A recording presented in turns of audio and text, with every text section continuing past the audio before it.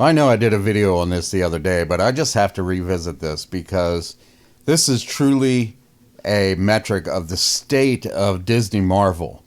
Ant-Man and the Wasp: Quantumania is now in its third week of release and has only managed to make $421 million worldwide. Now that might seem like a lot, but then you have to take into account the reshoots that they did on this movie and the estimated budget for this movie. Just the budget was $200 million. That doesn't include marketing. That doesn't include what they have to give to the theaters. Okay, the theaters have to get some money out of that $421 million. They're not mentioning ticket prices, which are at an all-time high.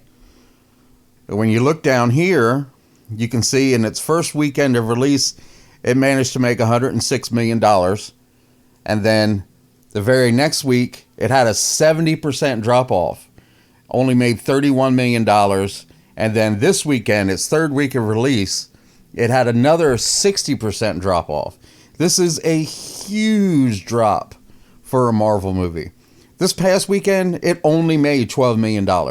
It can only get worse from here. And we're talking about Ant-Man. We're not talking about something like The Eternals or Shang-Chi. Something that was kind of like a one-off or maybe a startup franchise. Nobody knew who Shang-Chi was. I didn't know who Shang-Chi was. I never read the comic books. I know he was supposed to be this master of Kung Fu. Shang-Chi did better than this movie at the box office. And this is Ant-Man. Okay, Ant-Man has been in several other movies. He played a major part in Avengers Endgame. He was in Captain America Civil War. So this character is well known and well liked. And this movie just shows you how sick and fed up of Disney Marvel people have gotten. And if Ant-Man's doing this bad, I don't know what the hell they're going to do about the Marvels, which has been pushed back, remember, has been pushed back to November when it was supposed to come out in July. I believe it was supposed to come out even earlier than that. I believe it had been pushed back to July and now has been pushed back to November, supposedly to do a bunch of reshoots on it. It stars Brie Larson as Captain Marvel.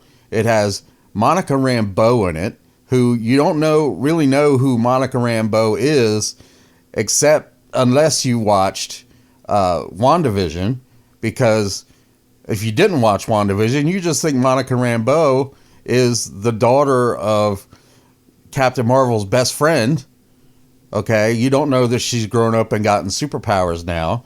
And then you got Miss Marvel, who, if you didn't watch the Disney Plus show Miss Marvel, you have no idea who she is.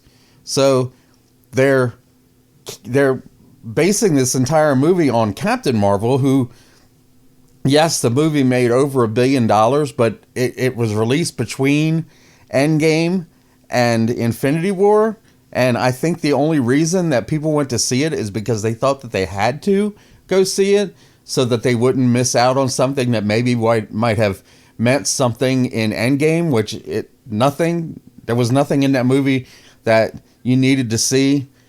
The only thing they explained was the origin of Nick Fury's pager. That was it. That was the only thing that they explained in that entire movie.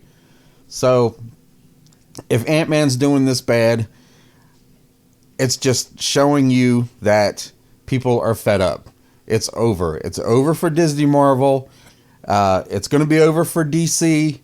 The only thing that we really have to look forward to, maybe, is the Guardians of the Galaxy Volume 3 that's coming out. Should be at least pretty good. Should be decent. I don't really know. I don't really know the storyline. I know that Adam Warlock's in it and all this other stuff, but don't really know the storyline that's going to be happening in this movie. And then you have James Gunn switching over to the DC side, and instead of announcing an awesome Superman movie and an awesome Batman movie, he announces this Gods and Monsters stuff that nobody cares about. Nobody cares about. I'm sitting here thinking, I can't even think of the names of the movies that he announced, except for Superman Legacy. He announced Superman Legacy. He announced some kind of Batman movie. I can't even remember the name of the Batman movie. And then there were 2 other movies or TV shows about people that I have no idea who they were. So, yeah, I think superhero movies are pretty much done at this point. And this is showing it. This is proof positive right here. This is proof.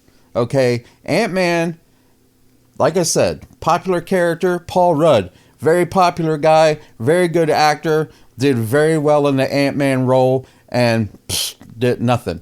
3 weeks in, the movie's not even going to make its budget. Not even going to make its budget as far as the marketing and all that. And don't forget, they had a Super Bowl ad, okay? Super Bowl ads are not cheap.